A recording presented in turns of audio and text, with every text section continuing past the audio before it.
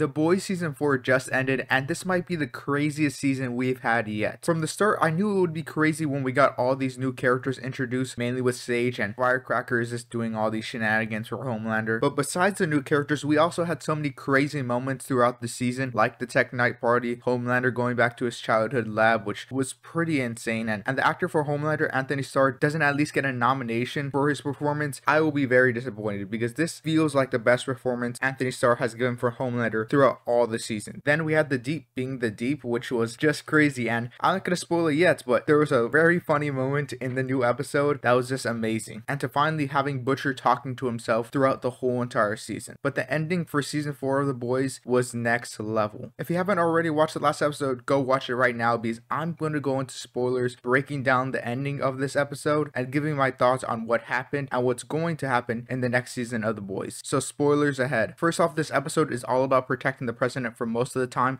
and trying to assassinate Newman, which in my opinion, going into this episode, I assumed Newman was getting off this whole entire time because the end of last season kind of kicked off with saying that we were trying to assassinate Newman. So if that didn't happen, it wouldn't really make sense on what we're building to this whole entire season. So luckily, Newman does get solved by the end of this episode. So we see that they protect the president, the shapeshifter's there. Huey figures out that the shapeshifter is Starlight, they deal with her, and the president ultimately becomes safe. But just right before that, Homelander reveals that Newman's a superhero on live air by laser vision and showing that she can still survive through laser vision, revealing that she's a superhero, which just culminates in so much mass hysteria on she should be impeached and she should be removed from office if she even gets close enough to the president. Then we get Newman becoming more sympathy, saying, I kind of want to escape from all this, I want to spend time with my daughter, and cuts Huey a deal that, you know, I'll step down as long as I get us, you know, be free and spend time with my daughter. I feel like this reveal of, you know, Huey wanting to give a helping hand to Newman was a really good character development for Huey's character, because we've seen that Huey went through the mud throughout this whole entire season, and we see that he was not doing fine this whole entire time. His dad died, you know, he was SA'd multiple times in one episode. He was manipulated by a shape-shifting Starlight, who in this episode he proposed to, which is insane. So we know Huey went through a lot this season, and to see like him wanting to help out someone because he wasn't helped out through the whole entire season really makes sense for his character. And they're right at the end helping out Newman before Butcher shows up. Butcher shows up right before that. He was playing a game with Ryan, and they reveal to Ryan they want to train him to defeat Homelander, which Ryan gets all upset about. He ends up killing Officer Mallory, which I don't think he's going to become fully evil. I just think he's kind of like conflicted right now. So I think he's kind of on the fence. They can really do whatever they want with Ryan right now, and I wouldn't be surprised either way. But this leads to Butcher's finally saying, you know, I'm done with this, kill all Supers protocol. So we go back to Newman and we see that Butcher doesn't want to cut the deal. He's already locked in, and right before this, we saw Butcher looked very sickly. His skin was very pale. He looked like he was on the verge of death at this point. But when we cut back to where Newman's at and where Butcher shows up, he looks pretty good. He looks like he's fully refreshed. He looks like he's rejuvenated. Now, I do think that's because of the powers, that once he embraces his powers, he can live and be pretty strong for a while. But obviously, it comes at a cost. We see that Butcher activates his powers, and it was a whole speculation of this was going to be like the Venom symbiote, if this was going to be like Moon Knight, where, you know, he blacks out and another personality comes out. But we see they're like his organs shooting out like tentacles, kind of similar to Venom's power. Venom does kind of do a similar thing, but it's not exactly Venom's powers. So he uses his organs as kind of tentacles and wraps around Newman, and he kills her, which was pretty impressive because Newman is shown to be a very strong superhero. She's able to take Homelander's laser vision. Now, was Homelander going all out? I am not too sure, but most people, when they get shot by Homelander's laser vision, they're usually dead. They're usually cooked. And we've only seen a couple people survive the laser vision, which was pretty much just only Stormfront. I can't think of anyone else. So for Newman to survive the laser vision is pretty impressive. Butcher ends up killing Newman, which is pure strength of his tentacles alone, which is crazy. Butcher takes the serum to hopefully assassinate Homelander. Now, will he use it? I am not too sure, because at this point, Butcher seems pretty strong, and it seems like he is kind of not capable of taking out Homelander, so it does make sense why he would take the virus, and it does make sense why he would want to train Ryan to eventually defeat Homelander, because why else would you train Ryan to defeat Homelander if you couldn't already do it yourself? Or maybe he's gonna try to make it airborne and kill all the Supes. It can really go either way right now. He's still kind of in like a headspace where, yes, he's all in, but I wouldn't be surprised if he switches up. And at the end, this was probably the most craziest part, because we end up seeing that Homelander's plan kind of crumbles all over the place. He's kind of on his rock bottom because nothing really worked out in the end. And then Sage shows back up and reveals that, I don't know if she had a camera planted in the basement of where the president was being hidden, but the mass media figures out that the president tried to assassinate the vice president, which ends up getting him arrested. did. And throughout this whole entire season, it was all planned by Sage, which was a pretty crazy revelation. I did have an ounce of snippet that, maybe this might happen, but this was still out of left field. It was still kind of a shocker. And it ends with Homelander kind of being like the right-hand man to the new president who takes over the old president's spot. And since Homelander kind of has the influence of a president now, he can pretty much just arrest the boys, and that's what he does. The boys are all broken up. They're all with their separate ways, and when they're trying to leave the country, they all get kidnapped by various superheroes, which is just crazy. That's kind of the recap of what happened, but let me talk about what's up for the next season of The Boys. Now, we know the next season is the last season of The Boys, and a lot of stuff is getting resolved, so I want to kind of talk about where this might lead to and my predictions for next season. At the end of the episode, they do show Soldier Boy. Now, do I think Soldier Boy will join Homelander? Hell no, he will not join Homelander, but I feel like he might make him a weapon, or he might be the last protocol. If Homelander has no other option, he will set free Soldier Boy. Now, Butcher's powers are pretty interesting. It seems like his tentacles are his organs and they're just shooting out of him, but it seems like he is ripping his body and destroying his body every time he activates the powers, but once he puts the organs back, he regenerates his skin. So we can see that his powers are regenerating himself, but kind of also damaging his body at the same time. Kind of a double-edged sword. And at the end, we see that the only two boys characters are left are Starlight and Kamiko. Now, do I think those two can take down the whole entire 7 and pretty much Homelander having the president type of influence? No, I don't think Starlight and Kamiko are going to take the whole entire industry by themselves, especially because they're not really the masterminds. They're not really the thinkers like Butcher or MM is or Frenchie is. So I do think we might see some old characters coming back. Maybe a Queen Maeve. A-Train is just kind of doing his own thing. He seems to be gone from the series forever, but I'm not surprised if he comes back. I could see them bringing back Soldier Boy, but that would be kind of mixed. So for what the boys as a group have is pretty up in the air. Maybe they're going to the same room where the Gen V characters were at the end of their season. Maybe they're going to have a big breakout because those characters are pretty powerful. They are all locked up, so I do expect a prison break of some sort in the next season. Now we see Ryan kill Mallory, which is pretty crazy, but it's kind of justified because she did seem like she was going insane at this end of the season. She was pretty desperate, so I'm not too mad at Ryan for killing her, but this is kind of his first purposeful kill. Before, the last 2 kills he made were all by accident. This, he really meant it. He really was like, I'm not getting trapped here. Homelander's influence kind of like peeped through that he feels like he's being oppressed, so he had to escape. Ryan can either be going either way right now. Maybe he can become evil, maybe he can become good. It's all up in there. Now Sage as a character is a pretty rough spot for me in The Boys because she can't be kept around for next season in my opinion. I feel like she has to get killed off pretty fast because when you have a character like this, it's kind of like the ultimate plot device in any season because she can pretty much say anytime the boys plan something, she's like, oh, I already thought of that. I'm always 10 steps ahead, and you don't really have to explain why she's 10 steps ahead or why she would know she's 10 steps ahead. She's kind of more of a MacGuffin to make stuff happen. So if you always have her in the series and if you always have her as a character, it would never make sense why Homelander will lose. So I do expect this character, to die at one point, and I felt like they were on the right track of having her like get pushed out because Homelander had so much ignorance and was so self-centered that it would make sense that he would put Sage away. But Sage is back now, and I feel like someone's gonna have to kill her because she's too much of a plot device to be kept around, and I feel like it's eventually gonna lead to bad writing if she's kept around for the next season. But for this season, she made the story more interesting, but if you have her for too long, I feel like it's gonna be more of a handicap than anything else. Now we do see Ashley's powers emerge, and we see her like brain pulsating, and I'm not too sure what it means. Some speculation I see is that she's either gonna be like a Medusa character from the Inhumans, but that's more of a joke. We see that when you get superpowers as an adult, the superpowers you get are to combat your most deepest, darkest fear. For Butcher, it was the powers to be able to fight Homelander. For Huey, it was able to be faster than A-Train by teleporting. So those are the only 2 examples we really have. So for Ashley, I feel it might be being able to be the smartest person alive, surpassing Sage. That's my first thoughts. That's my idea of what she's going to be because her brain is pulsating. It's kind of reminding me of the Thinker from the Hulk. That's my first prediction. And she didn't take Temp V. She took Compound V, which I don't know how it's going to work for her because taking Compound V as an adult is pretty crazy and we haven't really seen it done before. But let me know down in the comments if there is any other instances where a full-grown adult has taken Compound V. Now they do reference that the superheroes are going to be surrounding the White House if Nguyen becomes the president, which is, for any of my comic fans out here, is a reference to the direct end of the Boys comic. I'm going to be talking about the Boys comic for just briefly right here, but it's not going to spoil anything because